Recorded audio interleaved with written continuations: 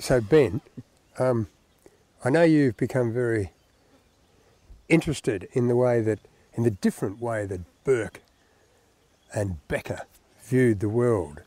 They had a different Weltanschauung, to use the German word, a different outlook on life, didn't they? That's correct, Jonathan. When I think about it, I look at Becker, and Ludwig Becker was an incredible artist.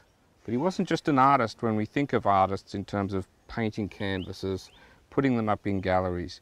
He was out in the environment, studying the environment, seeking to understand the different kinds of natural systems that he was passing through. Even the idea of a natural system was something that I believe he was aware of, but somebody like Burke was absolutely not aware of. So to me, when I think about Ludwig Becker, when I think about these types of people with inquiring minds, I see something like this. It's an open hand. It's a palm that is open towards learning about the world. And I think this is so important when you compare it with this, which is a closed fist, which is closed towards new ideas, towards seeking to understand the environment. And this is the way that I see Burke. It's two very, very different ways of thinking about the world. And I think that it's so important now that we be aware of the differences that these two ways of thinking not only have on their immediate surroundings, but the impact that it has on potentially the future of our whole natural environment. Well, coincidentally, the stencil negative paintings of the open hand by the Aborigines at Mudawinji, which Becker painted, they are open handed, and he loved them, didn't he? That's right. And when you look at the way that Indigenous people in Australia had come to live in harmony with their environment, it was that type of thinking, it was that awareness of environment, which is so alien and different to the type of way of thinking of Burke. When he came into this world, he sought to dominate, he sought to conquer. And what I'm interested in as well is what's happening to our children. How are we facilitating our children to become free thinkers, to think like Ludwig Becker as opposed to Burke? Well, Burke was responsible for 7 deaths on this expedition. If Becker had been in charge, tell me. Well, I'm sure that things would have turned out very differently. Ludwig Becker was the kind of person that not only had an understanding in terms of what was necessary to learn about the environment, he was also aware of the kind of potential future that the actions of a person have on the environment. I mean, look around us now. Since we left Melbourne, we have passed literally tens of thousands of weeds, for instance. Now, Becker, with the mindset of Becker, I don't believe if the decision makers had had that particular way of thinking and looking at the world, we wouldn't have this problem now. These decisions were made frequently by leaders that had the kind of closed fist mindset of Burke. And we see it all around us now. Again and again I become aware of the fact that the open mind creates all the tools, the technologies that we have, but unfortunately, because of a sense of strength, determinism, it is the people with these closed fist mindsets that come to make the decisions about our world. And what can we do about that? Can we learn from history's mistakes? Well, I hope so, Jonathan. I hope so. I think it's absolutely critical now more than ever that we start with early childhood, being aware that our brains are always changing. All through our lifetime, the brain isn't something that is set from when you're born to a certain way of thinking. Becker wasn't born into his way of thinking. Burke wasn't born into his particular way of thinking. It has a lot to do with childhood, early childhood, and it is so important if we are going to learn from Burke's mistakes. How are we going to facilitate that in the classroom to make sure that we have children growing up with Becker's understanding of the world as opposed to Burke's. Well, what do you think if we taught the Burke and Wills story with a set of opinions saying that Burke was wrong because he had this closed fist approach and Becker was right because he had the open-handed approach? Then, apart from learning the history, the kids would learn a lot about philosophical attitudes towards life and which ones to adopt if they wanted to be more successful. Absolutely.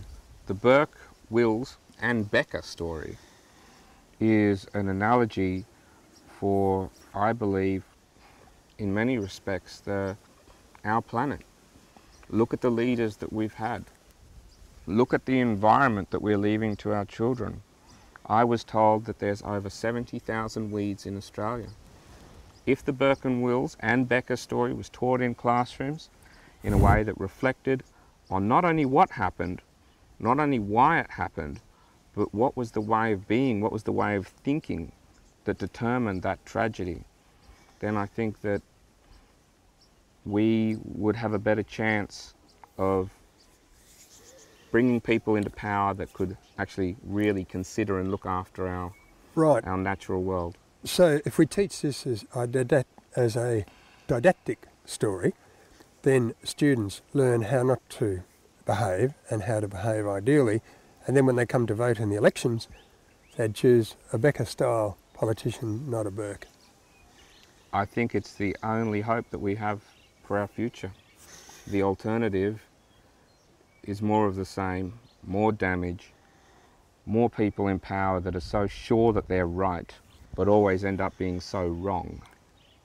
And are you angry about Burke on behalf of Becker? I think it's an incredible tragedy.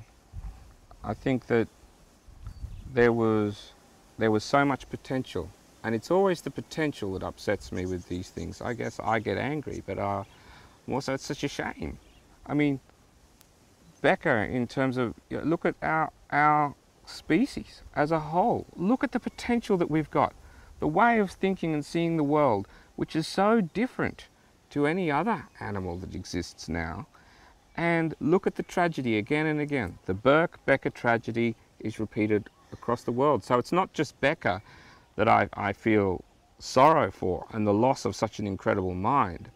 I see it happening, as I'm sure you do, across the planet all the time. And the Burke, Wills and Becker story is an example of something that is unfortunately still happening everywhere, but on a much larger scale. Well, we will call it the Burke, Wills and Becker from now on. And what was Becker's legacy? I know he died prematurely of scurvy, unnecessarily, because his leader Burke threw away the limes that would have stopped the scurvy. But what did he manage to leave us, Becker, in terms of a legacy? Am I right in thinking his images were the main ones that give us the pictures of what happened back then? They are. They are. He leaves us with a pictorial record, but also through his decisions, through what he chose to document, we see a much deeper relationship with landscape that we perhaps otherwise would have if another artist had gone on the trip. So it's not just a legacy in terms of documentation, it's also a legacy in terms of encouraging perhaps other artists, aspiring artists, to come to landscape very differently. And we look at artists such as Mandy Martin, John Wolseley, people that appreciate, through Becker's work, through their own work, natural systems, and even the word, a natural system, a system that's in balance. This kind of thinking, which appreciates that balance and is sensitive to it. Whereas this, where everything, unfortunately, because it's so sure that it's right, and it's so focused on itself and its own way of being, results in everything being thrown out of balance. And you may add Bill Robinson. Yes. To that. Absolutely. Absolutely. And so Becker is probably one of the greatest unnecessary deaths, But is he well known in his native Germany? Because I don't think many Australians would ever have heard of Becker, do you? No.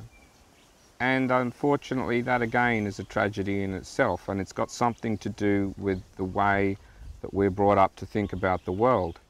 If we were brought up to think about appreciating nature, being more in touch with all of the smaller, the macrocosms and microcosms of nature, perhaps more people would be interested in Becker. But perhaps they just say, oh, he was only an artist. Well, that's what the power structure says. Burke was the leader, he was only an artist. Yet he was probably more in tune, not only with the environment, but surely the Aborigines. Burke shot at them, Becker painted them with great sympathy, is that right? That's right, that's correct. And it's another example of a way of being and a way of thinking that is open to new perspectives, new people, new ways of relating to landscape. See, this kind of thinking again, it's more malleable. If it has an idea, it seeks out, is this correct, is it not? And it weighs these things up. Whereas this way of thinking, because it has such clear ideas that are fostered outside of the natural world, these kinds of ideas are fostered in an environment where humans completely dominate the environment. And we don't have time for that anymore. We don't. We're running out of time. So you have created a new history lesson here. You say, let's study the Burke, Wills and Becker story and teach the kids how we have to behave, taking our cue from Becker, to save the planet. I think it's absolutely critical. I think it's very timely as well. Across Australia, I mean, Joseph Campbell, who wrote The Hero with a Thousand Faces and The Power of Myth, said that what we need now more than ever is a mythology that is dynamic, that can move and relate to the science as new science is developed around us. Not mythologies that are stuck within certain ways of thinking and being in the world. And I believe that the Burke, Wills and Becker story, for Australians, perhaps for almost the first time, is a story in which white people can actually, through a story of tragedy, give young people perhaps wisdoms that otherwise are unfortunately lacking, perhaps.